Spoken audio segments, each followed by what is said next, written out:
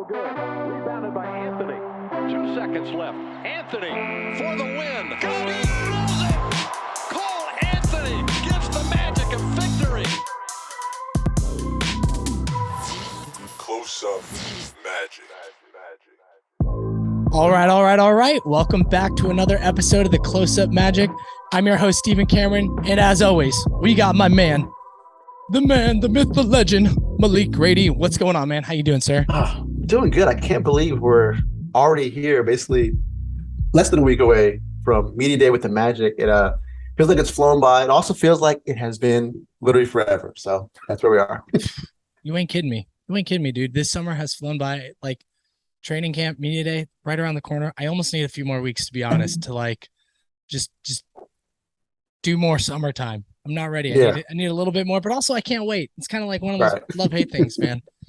How you been getting up to this point? You doing good? Life treating you well? I'm doing good, man. Football is in full swing with my Gators, my Broncos, both a little disappointing, but winning some games and all stuff with the kids, both in scouting and stuff. like that going on. So, but it's been a good time of year. The fall is always great at a college town like Gainesville. So, oh, dude, I can imagine it's a lot of fun where you're at. We are doing all right over here too. We have our daughter in her second week of daycare, which has been a lot of fun getting into that transition and hard. It's challenging as parents watching your kid be taken care of by someone else for a little while. But outside of that, man, life is good, man. Can't complain. I'm back in swing of things. I'm going on a work trip to Denver soon. Actually gonna be up there twice. Might go to the Thursday night football game in a couple of weeks in Mile High Stadium, which would be really exciting. I might have to have you give me some merch up there, bro. Okay. I might have to. I know you're a big Raiders fan, but you're growing on. The Broncos are growing on you. I can tell. So yeah. Exactly. No, just trying to take advantage of being in a cool location during the game. But yeah, no complaints, man. Let's get into it, man. So I got nothing. That was a horrible transition. We're just gonna have to do this over again. Well, I feel like I have to talk about the elephant in the room. There's a little bit of what they call the green-eyed monster, a little bit of jealousy going on. What you talking about? I see the hat you're wearing. It says Close Up Magic. Ooh. Swag is dripping down your face. It looks fantastic. I mean, that's all I have to say. I'm jealous. Dude, I'm really not fully dripped out. I had a Close Up Magic shirt as well, but it's dirty because I wore it to work yesterday, and then I went to the gym in it too. So, and nice. I can tell you that the cotton, it's nice. It breathes really well with all the I ran on the treadmill at work for a couple of miles, and then I went to the gym right afterwards to do some lifting and some other stuff, and performed excellent. So, wow. Okay. With all that being said, people, merch is here. Check it out. It's linked in the show notes for YouTube and audio platforms. You can get all sorts of stuff, hats, t-shirts. And to me, I'll just be straight up honest with you guys. Like, it's good value for the price that you're paying, right? If these were priced $5 to $10 too high, personally, I'll just be truthful with you. I wouldn't even buy it. But I think the quality that you're getting with the screen press on there, and the quality of the fabric is really nice, and I think it matches the price that you're paying for it. So check it out. They're pretty inexpensive. You can get hats for like $20 and under. You can get shirts for from like $17 to $25, which is all really reasonable in my opinion. So get yourself some Close Up Magic merch in time for the season, and we appreciate the support there. This podcast is brought to you by 19 Media Group. They also helped us get the merch going. So just big shout out to them.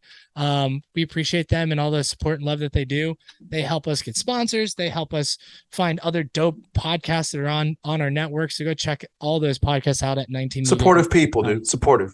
Oh yeah, I like it. For sure. And then the last thing for the homework or for the housekeeping is like, subscribe, review, all the stuff that we're supposed to say to you. Like, let's get this YouTube channel to 200. We're like just shy. Come on, people. Just hit subscribe. You're watching it. I see the numbers. Just hit it. Thank you. Malik, take it away, sir.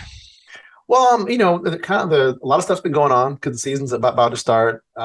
Magic released jerseys. We're not super into jerseys around here, but thought they looked pretty cool. Dude, I actually really like these jerseys. Yeah.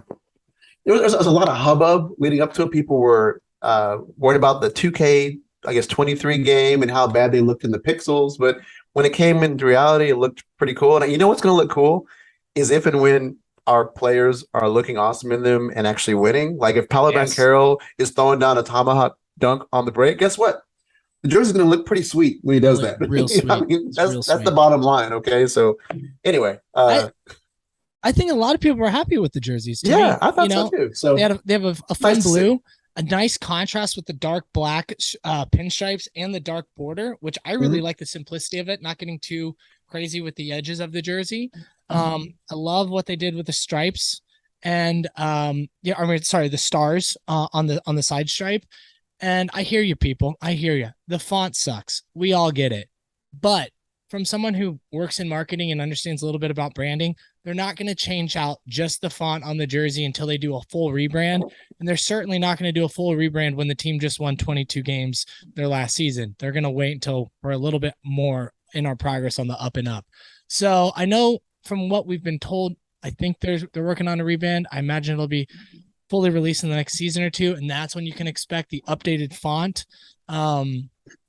So just wanted to give a little bit of information there from my experience with branding and marketing and stuff like that. It's funny. I think that I may or may not try to get on board with the jersey. I mean, they're really expensive for people that aren't high rollers, I'm not season buying ticket them. holders and stuff.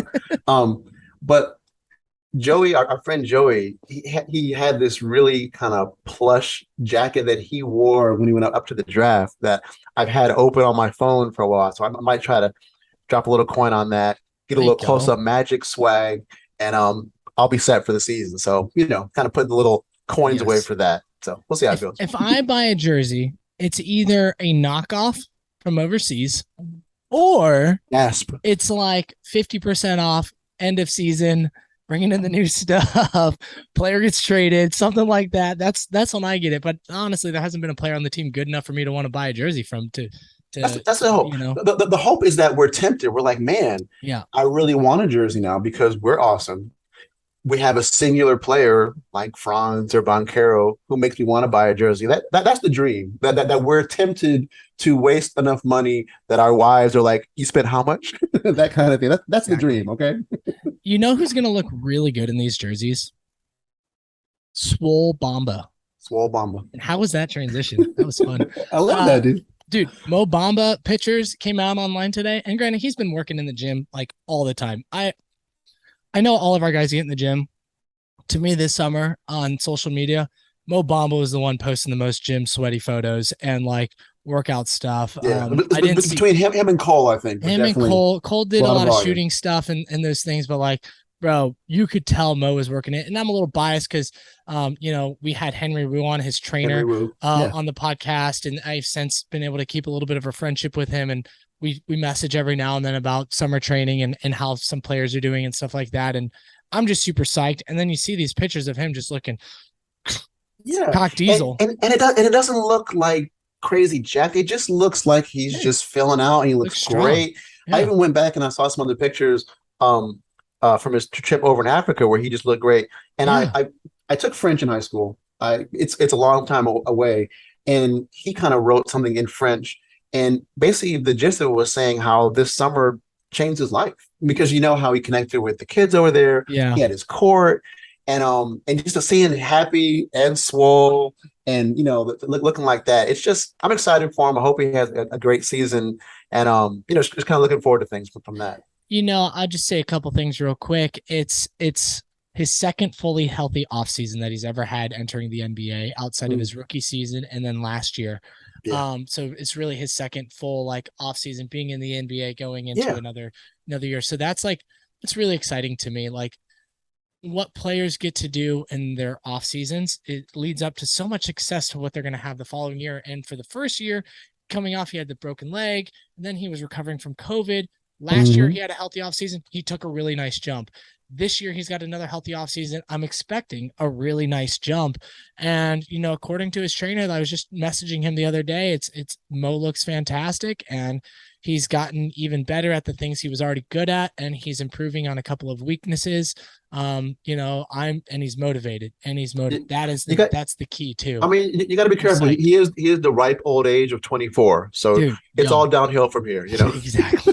I mean, come on. Of course. Yeah. I mean, he's a young man. He's trying, it's just I don't I'm know. a Mo Bamba Some of the believer. rhetoric gets a little silly, both on both sides. Some people are like, "This guy is a future Hall of Famer." They're holding him back. Well, he is a No, future Hall of Famer. We are some holding people him back. are like, "This guy, needs to go and never be seen, go in the gulag." It's like maybe in the middle. I don't know. Maybe in the middle somewhere. Let's relax. But Hall of it's good to see Famer. him. He looks happy. He looks in great shape. So, anyway, well, the other thing that we have been talking about, I guess it was last week or maybe or so, Coach Mosley on the Atlanta Magic Pod Squad, the return of the Atlanta Magic Pod Squad, which I enjoy those voices. I just feel like I know those guys. He was on there, spoke at length about a lot of different things, and it was just very exciting leading up to the season. Yeah, I enjoyed that. I actually listened to it twice. I listened to it once when it first came out last week, and then just kind of refreshing on a couple of things. I played it this afternoon when I was driving home from work, and my first takeaway is like, dude, he's a good speaker. He knows how to lay Such out his charisma. thoughts. He really does. Stumble over his words, Mhm. and puts thought behind what he says, which I think is really cool. And I feel like Clifford was very similar in that too, right? And good speaker as well. And so I feel like we've been blessed, and that's really what I'm saying. We've been blessed with two coaches back to back that just publicly talk to the listeners in a very well way. But to Mosley, it's like you can tell he's got a little swagger, feeling coming in. It's finished year one, going into year two, got a little bit more confidence going in, like a little bit more secure of himself. Knows kind of like not got his team, knows the players well. Just I don't know, man. Like, what was your biggest takeaway, or just one of the takeaways that you noticed on this interview with him? Well, I liked how he seemed to be. I mean, now maybe it's us reading into it because this is what we want. Seemed to be having that transition from last year being focused on development, and this year a little more of the, I don't know if you want to say sink or swim, or just kind of moving to another phase of learning how to win and how to do the things that you want done. Because last year there were times that guys were maybe gifted minutes and you just had to live with mistakes. And he kind of said this year that there were guys that were going to rise to the top and know how to do things, not be learning how he wants things done, but really just trying to apply that on the court. And when you, in your mind, you think about, what does that apply to Wendell Carter Jr.? How does that apply to Franz? How does that apply to Fultz now that you have a real point guard?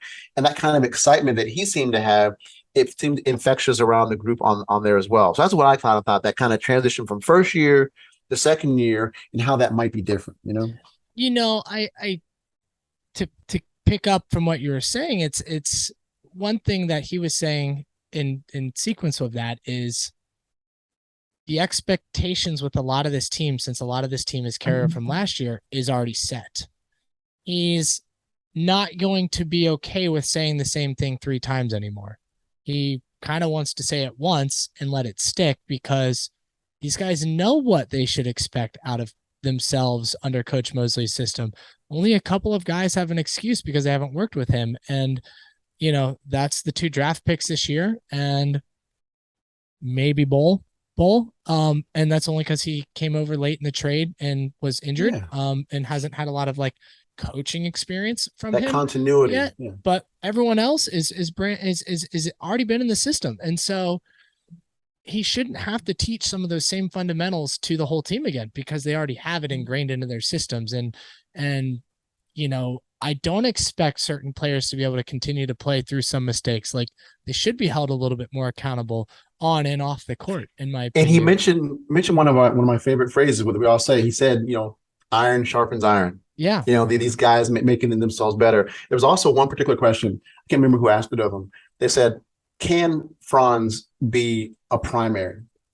And Mosley's answer was that, yes, he can, not because he's going to necessarily out-athlete someone, but because of his awareness, because of his perception, that kind of thing. So that was a different way to possibly be a primary. You kind of thinking the game. And I'm just excited to have, because we know that Banchero is a possible primary. We know that. Now we know most of the things that Franz could possibly be a primary. And then we have Fultz, who's, a little bit different, but obviously he's going to have the ball in his hand. So to have all these options of guys, not saying that guys can elevate and they're suddenly stars and all, but just to have guys that are options for that. A couple of years ago, we didn't have that many guys that were even options to be that kind of primary guy. We had some guys that were, we had Vucevic and Vucevic. I mean, you know what I'm saying? There weren't a lot of guys that you could even be that primary. You know what I'm saying? People that we asked to be primaries that shouldn't have been primaries. Yes, that buckled under the weight of being asked to be primary. Sure. Maybe it wasn't their fault. So that's exciting too. I want to pause there for a second because they spent a lot of time talking about Franz, and it was originally brought up like his time over in overseas playing in FIBA. And Franz recently just finished. His team came in third place. They took the bronze medal. His last performance was kind of underwhelming, and that's okay because his entire series over there was really outstanding. And the biggest takeaway is like that coach was saying is, he just elevated what he was already good at and just made it even better over there and showed that he can do it. And he when they was talking about that question you were asking or you brought up about being the primary, and it was all about, it wasn't even about his handle, it was about his decision making, which I thought was really cool. And I was listening to it today, and I don't think I caught this the first time around, and I caught it today when I was listening it for the second time. And he's like, I learned more about Franz as a decision maker and that he could do more when I started watching him play off ball. Like when he was making a cut and he was off ball, and him making those cuts at the right time, to the right place, right, was a decision that he made. And so when he kept making those consistently good off-ball decisions, that gave him more trust to put the ball in his hand, knowing that he's going to make good decisions with the ball in his hands. And I just thought that was a really unique way of like kind of getting to the point of, yes, he could be a primary on-ball player for us. And I just thought, but also affect really the game cool. even off the ball. That's really interesting. And I also saw in those games things that you saw Franz working on last year during games, but also in those, remember they had those little clips before practices sometimes or after practice where Kobe Price or Phil Rossman-Reich would film little bits after practice, and you see guys working with individual players. There were times you saw Franz Wagner working with Brett Brillmeyer, one of the assistant coaches with Coach Mosley. And they were trying different things, finishing off different feet, rip through moves inside, that Euro step. And you saw some of those secondary and tertiary evolutions in Germany. And I found out recently, I don't know if I necessarily reveal the source, but I found out recently that Brett Brillmeyer was actually over in Germany working with Franz while they were doing Eurobasket, while they were doing World Cup. So he was still working on those same things. So to not only be working on it, but to see it work in games last year and to see it again in the European game. Because there was one time he did a move where he kind of pulled it up through and the guy was just, kind of screwed into the ground by the beauty of the move. And all of a sudden Franz is finishing at the rim. To do that next to Paolo next year or Markel is just, it's really exciting, especially right now when everything is possible. I mean, I can make up any kind of dreams of how it's gonna happen, but seeing that stuff in reality is just uber exciting. That's a German word there for you. No, man, I agree with you completely. I just 2 6'10" ball handlers on the wing. Come on, man. Like they move like wings. They make decisions like point guards. They have the size of small centers. Like they're so big. What more do you want? There's not a single team that has a small forward and a power forward that are both 6'10". There's teams that are close. Like the Raptors are close, but I think one of them is 6'10". The other one is like 6'8". The Bucks and the Celtics both have some pretty big size on the wings too, but none of them are both 6'10", which is maybe really the exciting. Nets. Maybe the Nets, because Ben Simmons and Kevin Durant. Yeah, I kind of need to see how that team all plays out. But that's nice company to be in. If you're comparing, it's like, hey, sweet. I need to see the Nets a little bit more and how they're actually like they need to stay healthy, playing out those guys and stuff like that. But yeah, I mean, potentially they have size too. Just a team I kind of forget about on a regular basis. Oh yeah, no, but it's just cool, man. I get excited to thinking about it as well, and it's nice to hear coach, get excited about it. But it was interesting that, you got that information about the The assistant coach, yeah. the assistant coach, Brett, being over in Europe. I wonder if he was there the entire time. I wonder if he was just there like for a portion of the time. Regardless, for a coach to be over there for more than just a game, for maybe a couple of weeks to spend some time with Franz, to potentially even the whole time. I'm not sure. I'm not sure if you have any more context to that, but yeah, I'll have to look into how long it was, but it feels like that's kind of like it's become more the norm where you have these coaches that even during the off season, especially when you're a player development staff, which is what this staff purports to be and wants to be working with these guys or at least calling them just the same way Henry Wu is and stuff, but they have someone on staff trying to work on those things.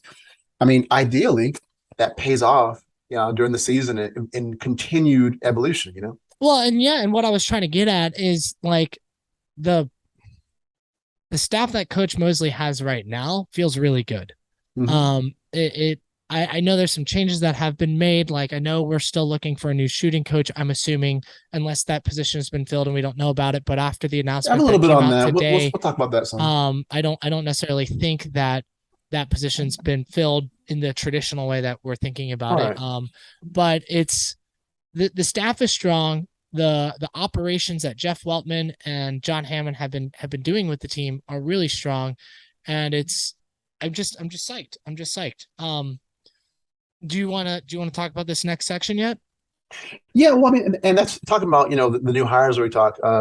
We got to go back to July 26th. There's an announcement. Hold on. There was an announcement today from the Orlando Magic PR team announcing a list of new hires ranging from facilities people, security, basketball ops, and promotions, new additions. Coaches. Yeah. So it was a big list of people. Sorry, I wanted to give that context. Oh no, exactly. And what I was getting was that 2 months ago, we kind of quote unquote broke the news about the new strength and conditioning coach and the fact that the previous coach had left. I say broke because it wasn't something anyone was talking about, and obviously stuff had been going on for 2 months.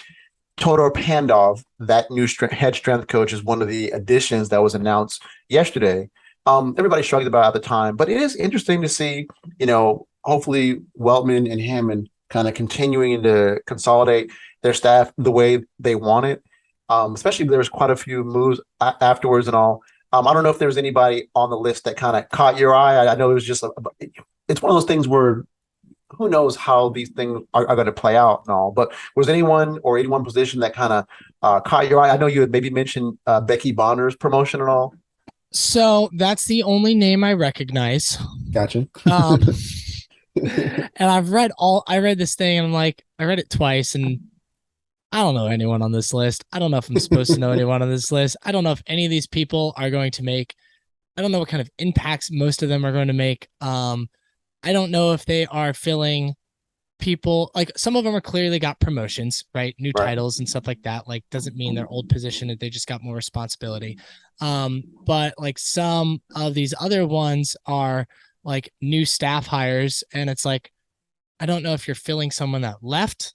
I don't know if they just created a new open role and you are filling that open role. There's no context to that. So it's like, I don't know if there was like a mass exodus of people that all of a sudden new people came in. So I don't know. Just like there's so much unknown context to this and also how they impact the team. Like I was kind of joking with you earlier, Malik, that this is one of those like David Steele questions. Is this anything?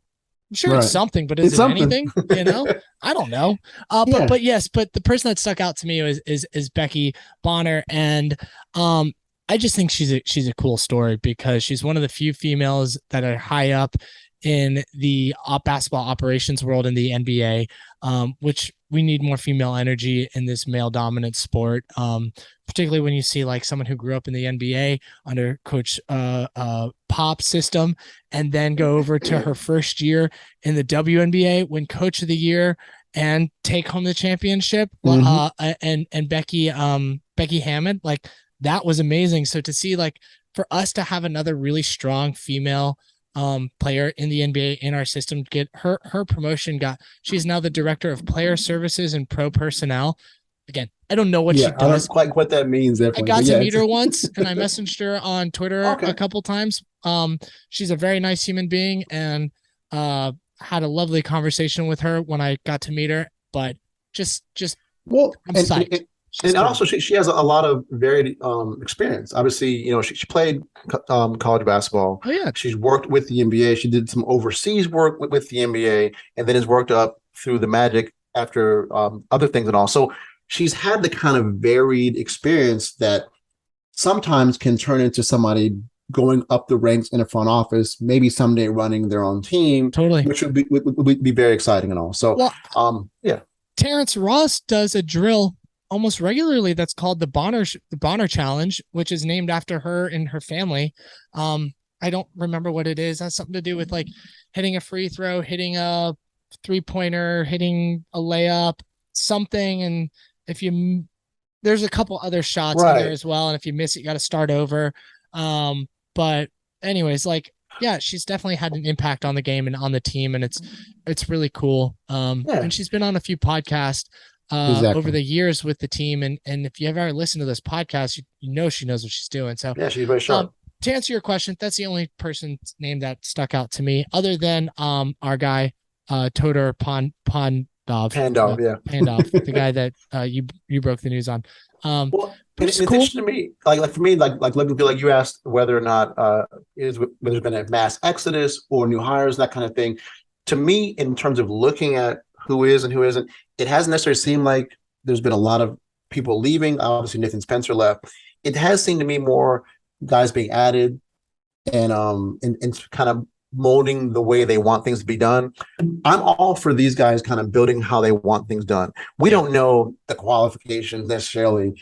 Some of it's just a plaster on the wall. I can look at where people were and how long they were there, what kind of responsibilities they might have had. But beyond that, it's speculation. I did notice that there's a strength coach, for example, that came from U.S. Ski and Snowboard. So I wonder if there's a connection with Lindsay Winninger, who's our head of performance. You got a kind of applied sports scientist from the Mets that came over. It has maybe crossover with Todor Pandov, that kind of thing. So just interesting, adding more names to the roster. There's a guy that Coach Mosley worked with for a number of years with the Cleveland Cavaliers.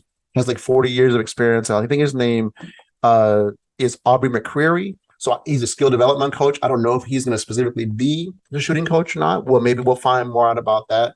But it's definitely, I like the familiarity. I like Mosley bringing in his guys because he wanted development staff. All the guys on his staff, at least the higher up guys, are guys he's worked with for a number of years and have so many years of experience. I remember last year just adding it up. The amount of experience that these guys have as player development guys was staggering. And now you had a guy who has 40 years of basketball experience, that's a good thing, hopefully. Does it mean that suddenly Markelle Fultz is going to be doing pull-up threes and turning his back like Steph? I don't know. It's on the table. It's on the table, Stephen. Probably not. Probably not. But it's better to have those things than not have those things and all. So it's just again, it's an exciting time. I love this time of year when everything's on the table. Some of it's in my favorite time of year. I love to have the speculation because once the season starts, everyone's on the same playing field. We know what actually is. We've seen the guys, he's the same as he always was. Oh, look, this guy still can't hit free throws. But right now, everything's on the table because we do see guys make leaps. And I'm hoping we see Cole actually be good, Chuma actually be good, Mo actually be good, just on just a normal level, and see this team kind of hit the next stratosphere and so. So everything's on the table for positivity, which is what I love.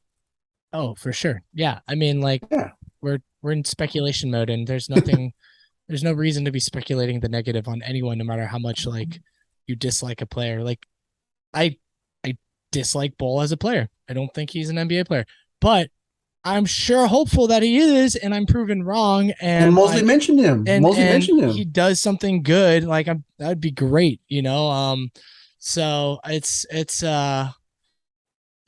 time to be optimistic. Stop hating on people. Let's have some fun. Let's hate once they start deserving it. It was interesting hearing Mosley talk about Bol. He sounded, excited about him. What does that mean? Does that mean he's just, into the bench guy, or does he actually think something's going to happen? Hey, we will start to see next week. All kind of lies will be told, which is would be lots of fun. So I've heard. And Gary Harris is going to be back at some point. So yeah, go ahead. I'm sorry. No, I was just gonna say I've also heard Coach Clifford talk praises about Melvin Frazier Jr. too. So Yeah. I mean, I don't think our coaches are gonna talk bad about our players, but it's always encouraging to hear them say good things. You don't want to hear him go no comment. but before we just go down an endless rabbit hole of optimistic feelings, like we're counting down the days. We're up to media day real soon. We Monday, may or may not have someone there. It's undecided yet. So if that's going to happen, if we do, we'll definitely have a special episode with that person who will be attending on the show the next day. But I mean, guys, we did it. We've done the thing. We're right there. So I hope you guys can just enjoy these last couple of days, take some good deep breaths, go have, your celebration drink of choice, and just, training camp is here. And the fans have made it too. You mean like you guys made it? I'm talking to the fans. That's what I'm talking to. I made it. No, we made it. Us fans, enjoyers of the basketball team is, it's time to celebrate. It's time to have that. I'm a narcissist. I was thinking about myself. That's what happened. I'm sorry. Of course. But anyways, I feel like this is kind of a good place to wrap up the episode. No doubt, man. Short and sweet. We got another week, or less than a week until media day. Training camp's right there. We're gonna start getting so much promo footage and video from the team and other random people, all like leaked footage and stuff like that. We'll eventually get an update on Jonathan Isaac, like a real one potentially, which will be cool. So I don't know. I'm looking forward to it. Malik, you got anything else? Nothing much, man. Like I said, I'm looking forward to it. Interact with us. Tell us what you want to hear. Tell us what you want to know. What's on your mind. We love the interaction. We interact all day, every day about the Magic. Bring it to us on our social media, DMs, whatever. Our DMs are open. So yes, I want to just emphasize that for you guys. And hit that subscribe button. Listeners of the show, watchers of the show, we appreciate you. Let's go Magic. See you next week. Peace.